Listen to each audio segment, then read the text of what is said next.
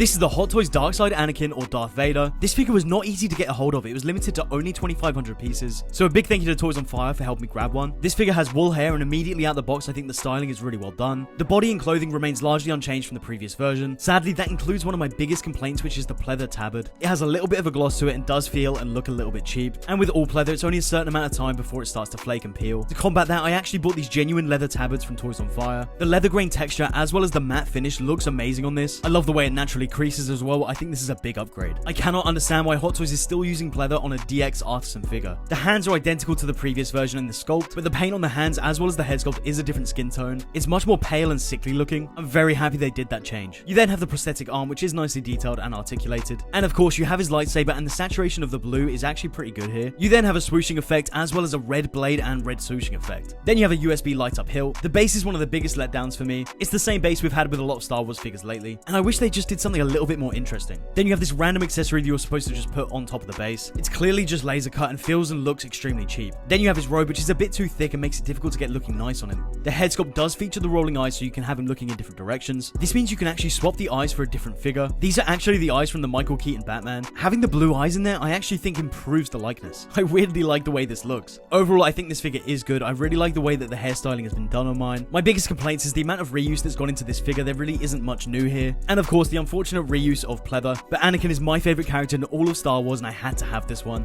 I personally still think the likeness is better on the light side version, and I think that's the better one to go for. Now, of course, that is going to be subjective, and being completely truthful, I don't think that either of these are worth their aftermarket price. But if it's a must-have figure for you like it was for me, then I completely understand, and I would say go for it. Even though I don't think it's particularly impressive, this is already one of my top 5 favorite figures. I'd love to hear what you guys think. Which Anakin do you prefer?